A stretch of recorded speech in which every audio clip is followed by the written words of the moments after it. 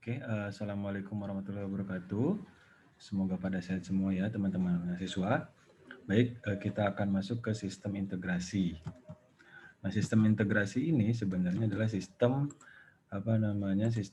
syaraf ya, bisa dijadikan seperti itu karena ini menyangkut dari saraf, kemudian beberapa integrasi ke beberapa tubuh dari ikan. Nah, yang pertama kita bisa cek salah satu awalnya adalah respon rangsangan lingkungan pada ikan. Jadi hewan bertulang belakang khususnya untuk dari ikan ya itu merespon rangsangan dari lingkungan itu melalui organ perasa yang pertama, kemudian otak ya, kemudian ada spinal cord ya. Nah, ini semuanya dengan cara melepaskan impul ke jaringan otot ataupun kelenjar. Nah, pada ikan itu siklus tertentu dan perubahan yang kecil dari lingkungan seperti suhu ya, itu bisa akan meningkat atau turun, itu akan merubah ya komponen dalam sistem sarafnya. Jadi dia akan bekerja seperti itu untuk mengadaptasi komponen dari suhu.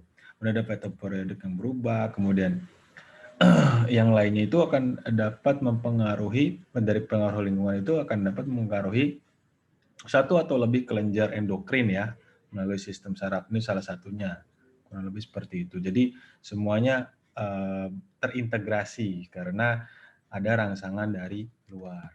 Nah, ini adalah organ detektor. Yang pertama ada strong canal system, kemudian ada lina lateralis, kemudian ada cupula ya. Itu juga beberapa organ detektor. Nah, dalam sistem saraf dan hormon itu mereka itu saling terkait dan saling bekerja sama. Salah satu contohnya, tingkah laku saat pemijahan merupakan interaksi lanjutan antara organ perasa ya, antara sistem saraf pusat, kemudian kelenjar endokrin. Jadi semuanya saling terintegrasi seperti itu. Nah, untuk sel saraf ya, sel saraf ini kalau untuk di ikan itu ada beberapa. Yang pertama ada dendrit ya. Dendrit itu komponennya adalah sebagai penerima impuls, sedangkan neuritnya ya, dendrit dan neurit itu berfungsi meneruskan impuls yang diterima. Jadi kalau dendrit itu menerima, kalau neurit itu untuk meneruskan. Nah, ada sinapse, itu merupakan tempat terjadinya hubungan antara dendrit dengan neurit. Jadi dendrit memberikan ya, kemudian dendrit itu menerima, neurit itu memberikan, kurang lebih seperti itu. Tempatnya ada di sinapse. Ada mielin. Mielin merupakan pembungkus neuron agar impuls tidak terpencar keluar sehingga rangsangan lebih cepat. Kemudian ada nodus Ranvier. Ini berfungsi untuk mempercepat impuls saraf gitu ya. Jadi supaya cepat impuls sarafnya itu harus ada nodus Ranvier.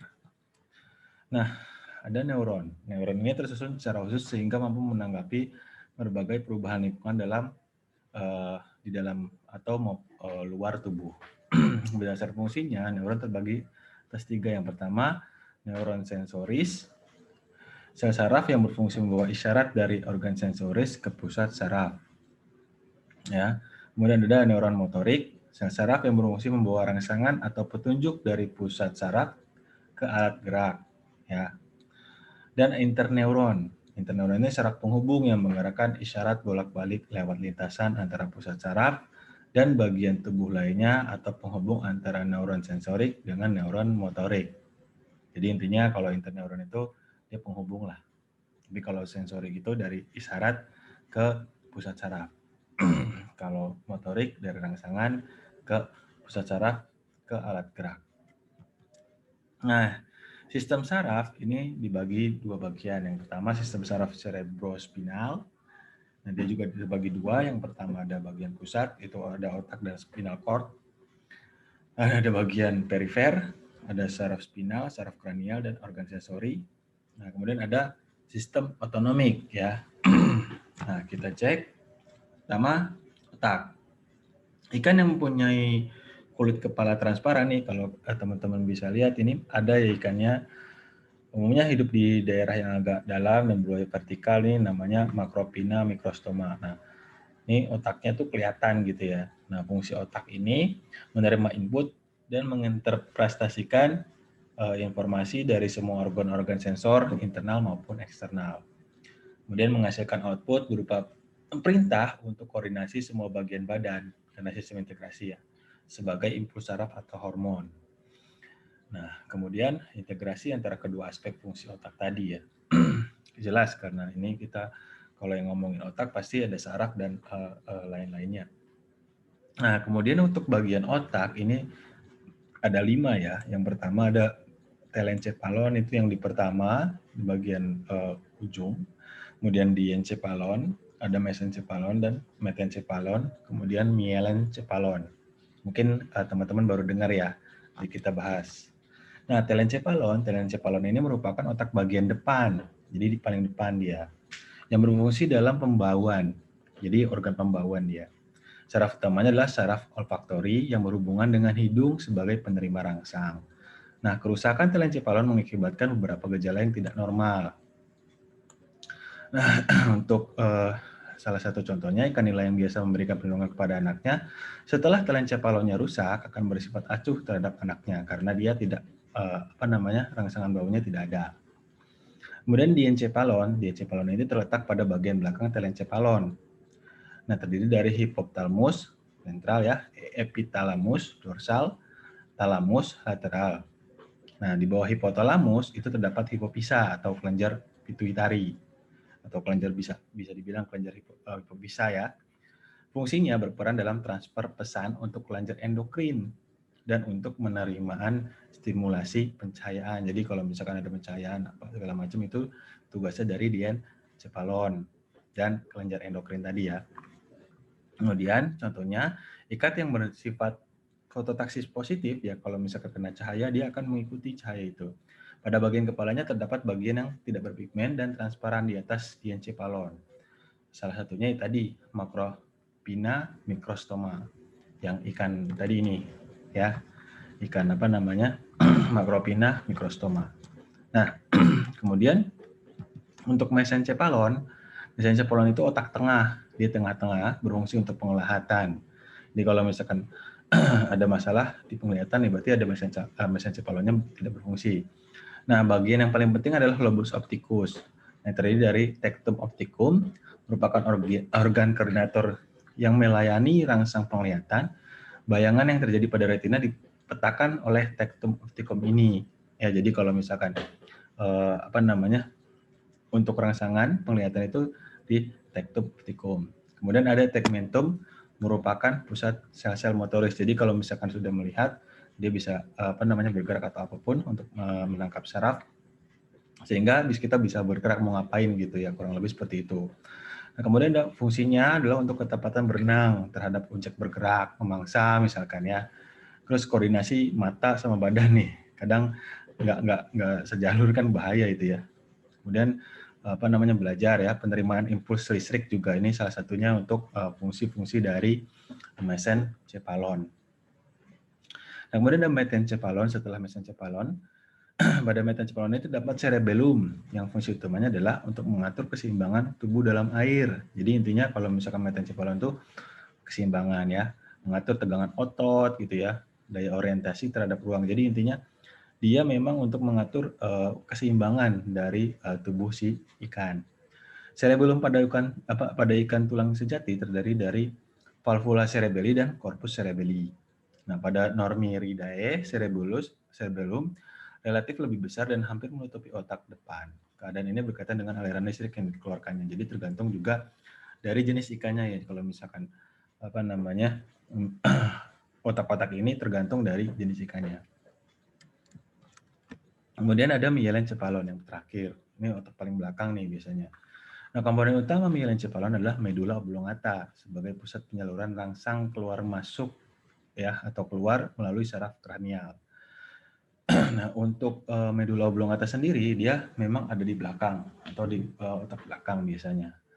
Pada golongan Actinopterygii terdapat sepasang sel Meutner yang terletak di dasar medula, berfungsi untuk koordinasi gerak ikan. Jadi ini juga berfungsi untuk gerak ikan ya, untuk mielencephalon. Nah, fungsinya itu mengatur tingkah laku ikan, ya, schooling behavior atau apa namanya kegiatan untuk berschooling, gustatory dan tactile impulse, ya, untuk mengecap atau apa namanya menyentuh, itu dari Japanese Carpio, mengatur respiratory, apa namanya berapas, osmoregulator juga, dan swimming equilibrium atau apa namanya keseimbangan dalam berenang. Ini myelencephalon juga banyak banget ya gunanya ya. Nah, ini tolong dibaca dengan baik ya. Nah, ini beberapa foto ya, foto atau diagram ikan cucut, apa otak dari ikan cucut tampak samping. Ini ada di pertama telencephalon, ini diencephalon nih bagian-bagiannya, mesencephalon, ada metencephalon, ada myelencephalon. Ini juga sama, kita ini kalau ada medula ini biasanya berarti di myelencephalon terakhir ya. Nah, kemudian ada ini juga sama ya. Saya cuma kasih jelasnya saja. Nah, untuk lanjutannya ada saraf kranial. Nah, saraf kranial ini tersusun banyak sekali ya. Karena di manusia juga punya saraf kranial ya. Saraf kranial di manusia juga banyak gitu. Nah, untuk saraf kranial sendiri itu terbagi-bagi atas beberapa saraf gitu ya. Yang pertama ada saraf terminal, saraf yang terhubung dengan otak depan. Saraf yang terhubung dengan otak depan yang berperan dalam sensori somatik dan sensori khusus. Jadi dia apa namanya intinya di sensori kalau untuk yang di saraf terminal. Kemudian saraf olfaktori. Nah, saraf olfaktori ini untuk apa namanya menghubungkan organ olfaktori dengan pusat olfaktori otak depan dan berfungsi untuk membawa impuls pembauan. Jadi intinya penciuman ya, indera penciuman ya. Kemudian ada saraf optik ya, itu menghubungkan retina mata dengan taktum optikum yang tadi saya sudah jelaskan dan berfungsi membawa impuls penglihatan. Jadi kalau misalkan saraf optik ini untuk apa namanya penglihatan. Kemudian ada saraf okulomotor sebagai saraf somatik yang mengatur otot mata ya. Saraf ini terhubung dengan anterior mesencephalon di bagian belakang ya. Bagian tengah, sorry. Nah, kemudian saraf troklear itu berperan dalam menginversi otot mata superior, oblique. Kemudian ada saraf trigeminal menghubungkan kepala dan rahang dengan medula oblongata. Fungsinya untuk kepekaan kulit terhadap panas dan sentuhan. Ya. Kemudian ada saraf abdusen menghubungkan medula oblongata ya dengan otot mata eksternal rectus dan berfungsi untuk penarikan otot bola mata. Jadi biasanya kan kecil apa mengecil bisa membesar gitu ya. Itu adalah kerja dari saraf abdusen. Kemudian ada saraf krepasial itu berfungsi sebagai penerima rasa pada kepala dan tubuh serta penerima rangsangan sentuhan gitu. Kemudian saraf akuestik berperan pada sensori somatik berhubungan dengan telinga bagian dalam ya. Jadi ikan juga ada seperti itu. Kemudian ada saraf glosopharyngeal berfungsi pada garis rusuk, organ pengecap, pada paring dan otot-otot insang. Kemudian ada saraf vagus, itu gabungan saraf yang rumit dengan beberapa percabangan yang saraf vagus ini agak berbeda ya, karena ini memang banyak sekali gitu ya. Dia punya banyak cabang. Kompleks lah kalau saraf vagus ini. Nah, spinal cord atau yang tadi kan otak, ini saraf kranial nih masuk ke spinal cord atau saraf spinal ya. Saraf spinal ini sebenarnya ada di apa namanya bagian-bagian abdominal ya. Nah di sini nih bagian tulang belakang gitu ya, kurang lebih seperti itu ya. Nah ini saraf kranial merupakan lanjutan dari medula oblongata yang dari mesencephalon gitu ya, dan sampai ke bagian depan ekor dari bagian sini sampai ke sini. Nah spinal cord ini berbentuk tabung di sekeliling alur pusat membentuk pola sayap kupu-kupu pada potongan bintangnya yang merupakan bahan kelabu. Nah, bahan kelabu ini terdiri dari sel-sel saraf yang dikelilingi oleh serabut saraf atau bahan putih gitu ya. Bahan kelabu dibedakan menjadi dua bagian, sepasang tanduk dorsal menerima serabut sensori ini intinya tanduk dorsal ini gunanya menerima serabut sensori visceral dan somatik, dan sepasang tanduk ventral. Ini kan dorsal sama ventral gitu ya. Nah, kalau untuk tanduk ventral ini gunanya untuk saraf motorik gitu ya. Nah, saraf spinal itu diatur berruas-ruas dan muncul dari bahan kelabu sebagai akar dorsal dan ventral yang menyatu dan kemudian terbagi menjadi 3 bagian, yaitu cabang dorsal dan ventral ya. Cabang dorsal, cabang ventral, kemudian cabang visceral. Nah, kalau cabang dorsal dan ventral itu berhubungan dengan otot aksial dan kulit. Sedangkan untuk cabang visceral itu berhubungan dengan organ dalam. Nah, ini beberapa potongan melintang spinal cord dari ikan cucut. Nah, kurang lebih kayak gini lah. Kalau kalian bingung, ini sumsum tulang belakang lah, gitu ya. Sumsum tulang belakang ikan lah, gitu ya. Kurang lebih itu. Jadi yang namanya lapisan dalam, lapisan abu-abu itu ini, ya. Lapisan abu-abu. Kemudian lapisan putih ini, ya gitu.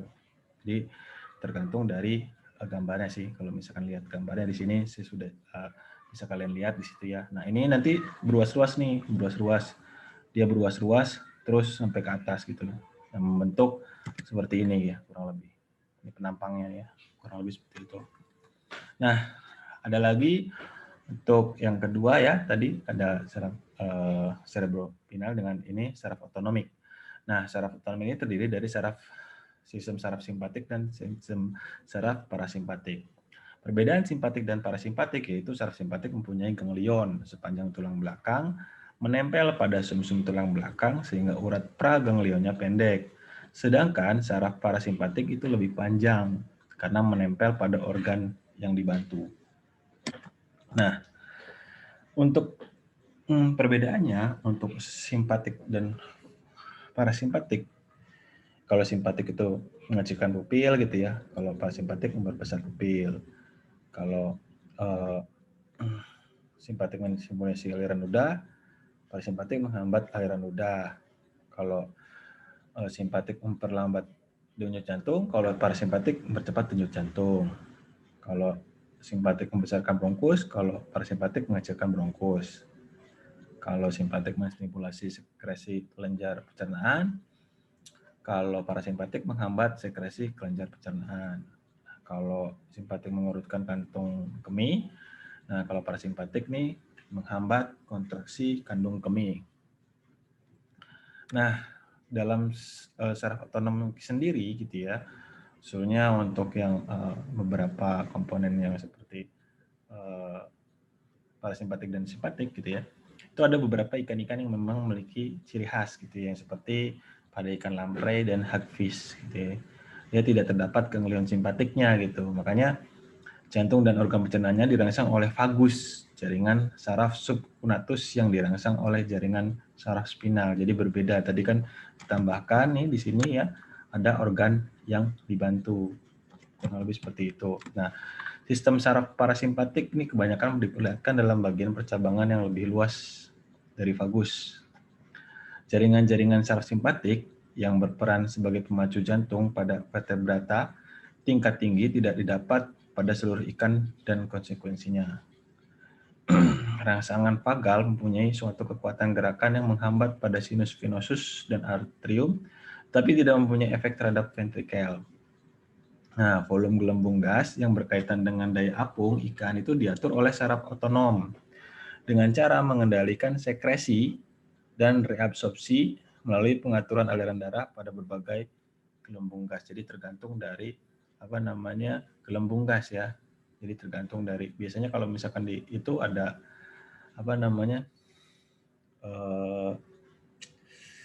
gelembung renang, nah, kurang lebih seperti itu nanti bisa masuk ke situ. Nah, saraf melanopor itu menuju saraf simpatik, terbagi menjadi 2. Bagian depan menuju sel warna pada kepala dan leher belakang, dan bagian belakang itu menuju ke arah badan dan ekor. Jadi tergantung dari bagiannya, bagian depan, kemudian ada bagian belakang. Nah, kalau untuk jenis ikannya, nah kalau kalian mau tahu, nah ini adalah hagfish ya, dia hagfish. Nah ini ikan lamprey, ini kurang lebih seperti itu. Dia jelasnya di sini kalau untuk yang kita mau bahas tentang saraf otonom ya. Oke, kurang lebih seperti itu. Jika ada pertanyaan dan apa namanya masih kurang paham, bisa nanti di pertemuan selanjutnya kita apa namanya berdiskusi ya. Kurang lebihnya seperti itu. Saya mohon maaf. Assalamualaikum warahmatullahi wabarakatuh.